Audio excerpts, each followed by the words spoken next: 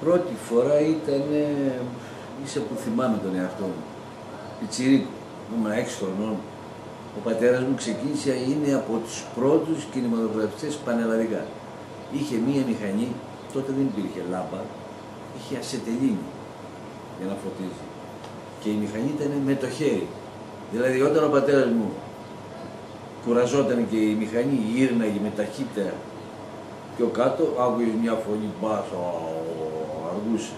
Και μετά ξύπναγε, δεν ξέρω, κοιμόταν, κουραζόταν και έπρεπε να γυρίζει με ένα ρυθμό έτσι ώστε να ακούγεται η φωνή κανονική. Αυτή τη μηχανή τη θυμάμαι πάρα πολύ λίγο.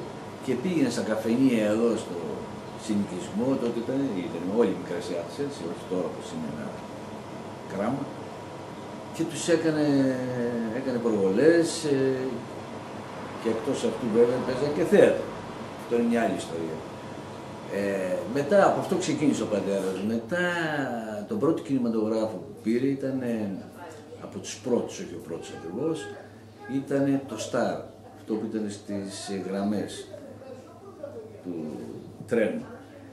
Εκεί θυμάμαι μόνο ότι έριχνε τα γράμματα, ήταν εξτρά από την ταινία. Η ταινία δεν είχε γράμματα.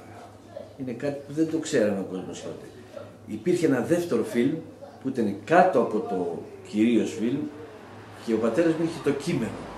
Το θυμάμαι, αυτό το θυμάμαι. Λοιπόν, διάβαζε το κείμενο και γύρναγε τα γράμματα με το χέρι. Θα μπορούσε δηλαδή να ακούς γυναικεία φωνή και να μιλάει ο λοχαγός. Γιατί ξέμενε πίσω, μπροστά, τα μπέρδευε. Γι' αυτό φωνάζανε γράμματα χασάπια από κάτω. Τότε ήταν η ατάκα της εποχής, του κινηματογράφου. Και εκτός αυτού πηγαίνανε και κανιά δεκαριά και να μολάνε ατάκες, τίποτα παραπάνω. Και άκουγες το Γκαραβέλα, τον αναφέρομαι από την Τραγάνα, που πήγαινε για να λέει ατάκες. Και γέλαγε ο κόμις και το διασκέδαζε. Βέβαια, θυμάμαι ότι εάν δεν σπάγανε τζάμια κάθε Κυριακή στον κινηματογράφο από την ουρά του κόσμου, δεν είχαμε πετύχει. Δηλαδή ήταν η μοναδική διασκέδαση και έβλεπες κάθε Κυριακή τη μάνα με τα παιδάκια αντρόγινα ερχόσανε να δούνε κινηματογράφο, να διασκεδάσουν. Και επειδή δεν χώραγε ο κινηματογράφος, περιμένανε ουρές έξω να μπουνε. Συνοστισμός. Και γι' αυτό σπάγανε τα τζάμια από την ποίηση. Όλα αυτά μου έχουν μείνει στο μυαλό. Και επίσης εκείνο την τρόπα του φλίτη που ρίχναμε κάθε τόσο λίγο άρωμα. Ήταν πολύ γραφικό αυτό μέσα στον κινηματογράφο. Πολύ ωραία. Ρίχναμε την κολόνια, την υποτιθέμενη ας πούμε. Εγώ από τα 12-10 πουλάγα στραγάλια, καραμέλες, Περσαντέμπο, μπιράλ, τότε ήταν μπιράλ. Μέχρι τα 15, δηλαδή τρίτη γυμνασίου, εγώ πουλάγα στραγάλια, καραμέλες, Περσαντέμπο και θυμάμαι οι συμμαθητές κοροϊδεύαν κιόλας.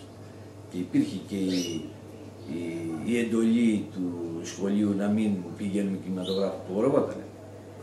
Ακόμη και σε μένα που ήταν του πατέρα μου κινηματογράφος και ήμουνα μέσα και πουλάγα αυτά, απογορευότανε.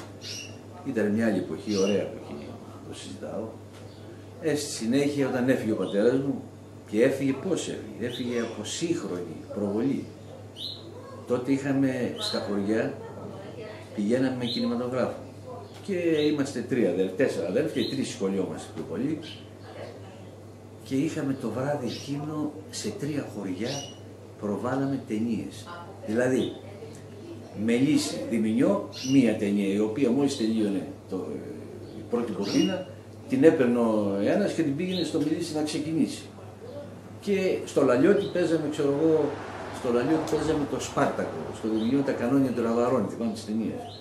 Και ερχόταν ο πατέρας μου να μας βοηθήσει να πάει την ταινία στο άλλο χωριό και εκεί σκοτώθηκε καθοδόρος στο Διμηνιό το κάτω.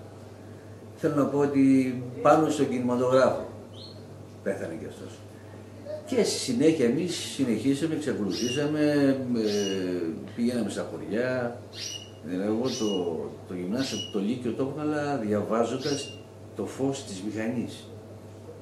Ήμουν τότε 17 χρονών, όταν σκοτώθηκε ο πατέρας μου, και είχα τα βιβλία και στο φως που βγάζει η μηχανή, η φορητή, Φως, εκεί διάβαζα.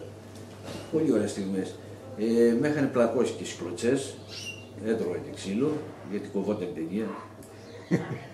Αυτά ήταν τα γραφικά, βλέποντάς τα τώρα. Τότε ήταν αλλιώς. Δηλαδή θυμάμαι στο Βασιλικό τώρα, κοβόταν ταινία. Και κάποιος είπε μ' άρπαξε από εδώ, μου ίσκησε που κάμισα. Αλλά είχα και τους υποστηριχτές, γιατί ήταν μεγάλη υπόθεση να πάει κάποιος με σινεμά στα χωριά. Τον σεβόσαν, τώρα αν ήταν και κάποιος. Είχα τέτοια, ξέρεις. Πολλές περιπέτειες με τον κινηματογράφο. Πάρα πολλές. Ναι, υπήρχε όχι από μένα, από έναν μηχανικό που είχαμε, ο οποίος ήταν μεγάλος σε ηλικία και δεν ήξερε και πολλά πράγματα. Δύο τέτοια έχουν πει ωραία από το μικρόφωνο. Το ένα είναι ο κουμπάρος μου ο Νικήτας, ο Γρουμπός και αυτός κινηματογραφιστής, μηχανικός κινηματογράφος, ο οποίος ήταν εντάξει. Και ήθελε να διαφημίσει την επόμενη ταινία. Και παίρνει το μικρόφωνο, στον καλοκαιρινό αυτό ήτανε, στο φαρμακείο του Χατούπη, λίγο πιο μέσα ήταν κινηματογράφος καλοκαιρινός.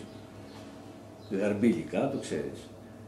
Και παίρνει το μικρόφωνο και λέει, την ερχόμενη εβδομάδα, ο Αλή Πασάς και η κυρία Φροσίνη. Κυρία Φροσίνη. Και ακούς τη λαμαρίνα πάνω στην καμπίνα, είχαν πάρει χαλίκι και πετάγανε. Αυτό ήταν το μερό. Και το άλλο, πήρε το μικρόφωνο, αυτός που λέμε μηχανικός, ο Σκράπης, και λέει, καήκαν ασφάλειες, σβήσαν τα φώτα, και από την ταραχή του, μα συγχωρείτε, καφά. Το έκανε εν συντομία, καήκαν οι ασφάλειες. Είχε παρατράγουδα πολλά, δεν μπορώ να θυμηθώ τώρα βέβαια. Ήμουν και πιτσιρίκι, αλλά και πιο μεγάλος, από τα χωριά θυμάμαι που πηγαίναμε, δεν είχαν ρεύμα τα χωριά τότε. Και θυμάμαι είχαμε φορτώσει τη γεννήτρια σε γαϊδούρι. Τη φορτώναμε σε γαϊδούρι και την πηγαίναμε στο καφενείο που θα κάναμε την προβολή. Βέβαια η γεννήτρια αν ήταν σταθερή, εντάξει, αλλά κάπου ξέρεις. Αναποκατέβαινε, όπως αναποκατέβαινε η γεννήτρια, αναποκατέβαινε και η φωνή μέσα. Και είχαμε τέτοια παρατράγουδα. Και να στα χωριά το βρίσιμο. Τότε τα ειστήρια τα παίρναμε, αν όχι στην αρχή, στο διάλειμμα. Όμως, όταν έκανε διάλειμμα, εξαφανιζόταν η μισή. Πήγαινα εγώ να μαζέψω από τα λεφτά. Αλλά την κάνανε, φεύγανε, δηλαδή ήταν 50, μέναν 20 μέσα. Όλοι για κατούριμα πήγαιναν. Πιο παλιά ήταν με είδος, δηλαδή ο πατέρας μου με κάποιον Σωτηρόπουλο, τον πάρο μας,